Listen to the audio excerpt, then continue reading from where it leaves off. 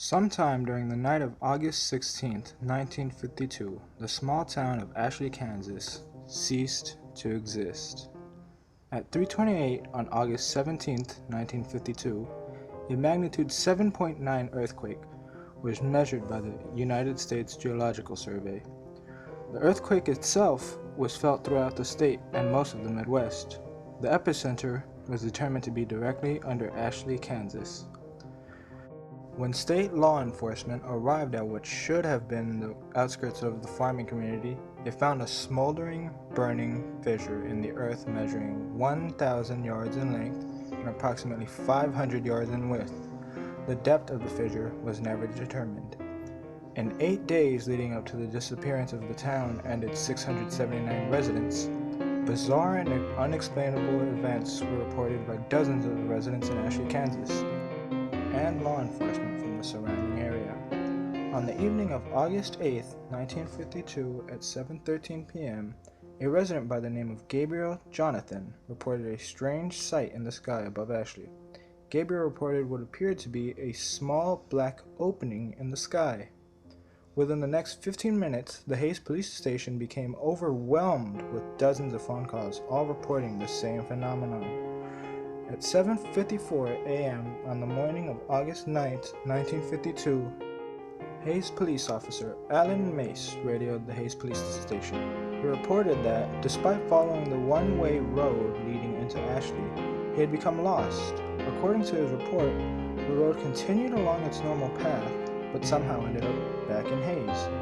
Officer Mace went on to add that the road never curved or bent in any direction. At 9:15 a.m., 7 of the town's 10 police cars were sent to investigate the situation, and all members of the team came to the same conclusion. The only road leading into Ashley stopped leading into Ashley, but instead led back to Hayes. At 7:38 a.m. on the morning of August 10, 1952, phone calls from Ashley into the Hayes police station reported that the town was in total darkness. The sun had never risen. At 10:15 a.m., at the request of Hayes law enforcement, a helicopter from Topeka, Kansas flew over the region, in which Ashley, Kansas stood. The town was never observed from air. At 12:43 p.m. on the afternoon of August 11, 1952, Miss Phoebe Danielewski called into the Hayes police station. She reported that her daughter Erica had begun to have conversations with her father, who died 3 years prior in a drunk driving accident. To add to her concern, Miss Danielewski reported that Erica was attempting to go outside into the dark to join them. Over the course of the next 12 hours, a reported 329 phone calls were placed into the Hayes police station, all describing similar phenomenon with the children of the town. The following morning of August 12, 1952, the situation became dire. During the middle of the night, all 217 children in the town of Ashley, Kansas disappeared. A reported 421 phone calls were placed into the Hayes Police Department. Unable to be of any useful assistance, Hayes law enforcement instructed all callers to remain inside and to avoid any and all attempts at finding the missing children. At 5:19 p.m. on the evening of August 13, 1952, Ashley elderly man Scott Luntz reported a growing, distant fire to the south. According to his description, the fire seemed to turn the distant black into bright red and orange that seemed to extend high into the sky. No fire was ever witnessed by any of the neighboring communities or law enforcement officials. The reports continued until 12:09 a.m. on the morning of August 14, 1952. The last phone call, placed by a Miss Bonnie Sherman Endicott, reported that the fire in the sky had grown so intense that it began to appear as daytime over the town. The phone call ended abruptly. Just hold on. Wait. Yeah, I think something's distant out. It looks like, The following is the entire transcript of the final phone call to be received by the Hayes Police Department out of the town of Ashley, Kansas. It was placed at 9:46 p.m. on the evening of August 15, 1952. In this recorded phone call, the officer on duty is Officer Pete Welsch. The caller has been identified as Miss April Foster. Hayes Police Department? Hello? Yes, hello? Ma'am, who am I speaking with? My name's April. April Foster. Please, sir, please help me. What's happening, ma'am? Last night they came back. I'm going to need you to... Last night they came back! Ma'am, I'm going to need you to calm down and speak clearly. What happened? Who came back? Everyone. Everyone? They all came in the fire. What do you mean, everyone? My son. I saw my son last night. He was walking down the street. He was burned.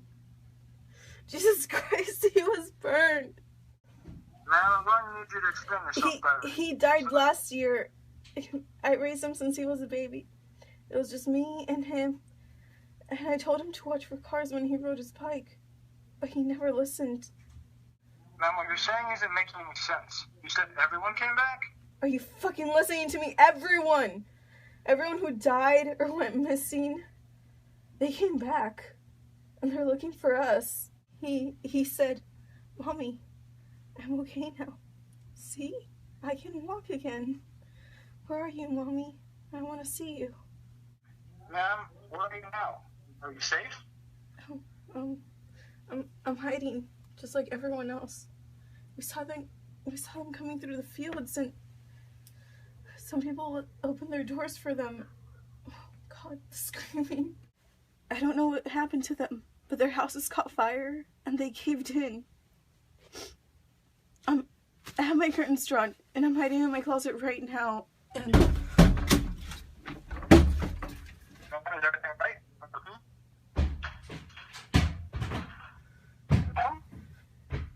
Oh my God. Something came inside. Ma'am, stay what you can. Don't make a sound. Mommy, where are you hiding? It came inside. Stay absolutely still. Don't leave.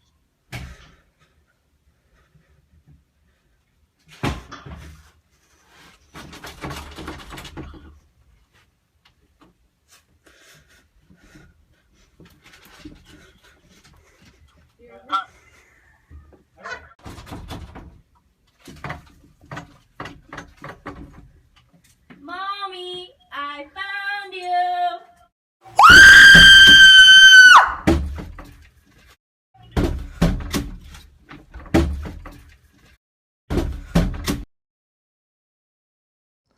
The following morning at 6:55 a.m., the law enforcement officials of the Hayes Police Department arrived at the location of Ashley, Kansas.